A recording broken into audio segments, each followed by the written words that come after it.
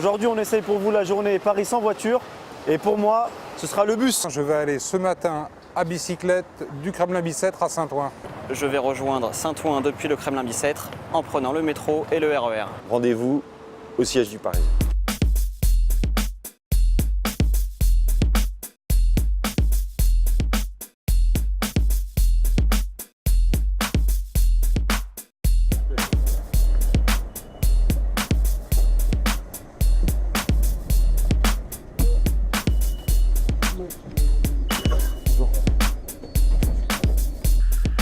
Et en avant vers la porte d'Italie, Paris. La pluie commence à sérieusement tomber, c'est l'inconvénient du vélo. Et l'avantage, c'est de pouvoir prendre les couloirs de bus.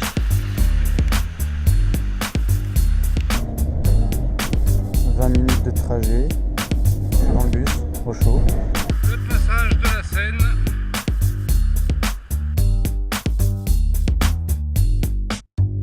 Comme je l'avais prévu, j'ai gagné la course, j'ai mis 36 minutes.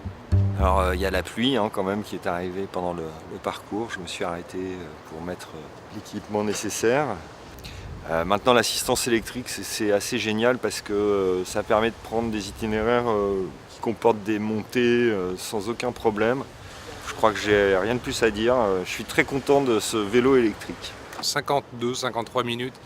C'est ce que j'avais prévu, c'est bizarre, c'est même exactement ce qu'avait annoncé Google pour aller du KB à Saint-Ouen.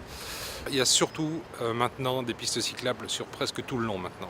Donc on peut traverser Paris du sud au nord, du nord au sud, sur des espaces quasi protégés, quoi. Pour le reste, il y a des endroits où les pistes cyclables ne sont pas très sûres, ou même elles ralentissent.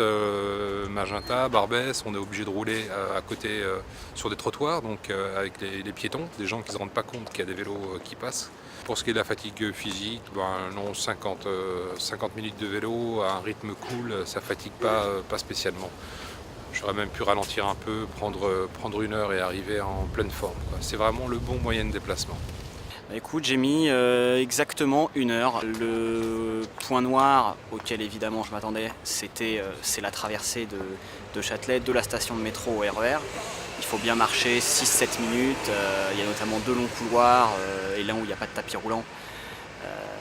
Donc on perd un peu de temps et arrivé à la station de RER, mon RER avait 12 minutes d'attente. Donc voilà, j'ai quand même perdu facilement un gros quart d'heure, 20 minutes de marche à Châtelet.